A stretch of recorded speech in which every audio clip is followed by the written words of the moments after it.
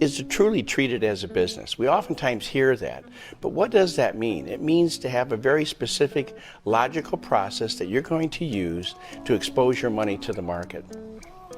I think the critical steps there is that you take, which is the second part, is really to take your time. A lot of people say, you got to get in this market right now because it's going to be happening. Well, I've heard that for over 20 years. There's always an opportunity. So you want to take your time before you get started. And what I mean by that also is to take your time to analyze the approach that you're going to use. Look at how it reacts to the markets that you're interested in. And that really brings me to the third area. Pick a market that you find of interest, one that sparks your interest in the market.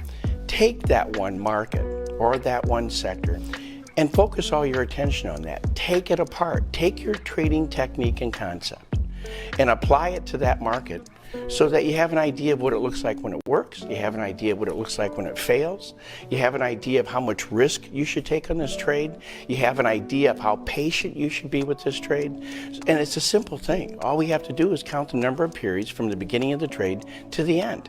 So we want to understand how patient we should be with the trades. Oftentimes I see traders getting into a trade, waiting for something to happen. It doesn't happen, then they get out, and then for sure when they do that, it's going to happen. It's going to be in their favor. But one of the reasons why they have a tendency to do that is they're not sure how much time to give that trade.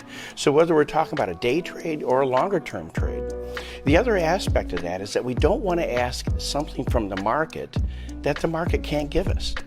So that we don't want to say, get going when it's a time period where we have very low volatility in this market. So we don't want to ask something from the market can't give us, and we don't want to ask something from our trading strategy that our trading strategy can't give us.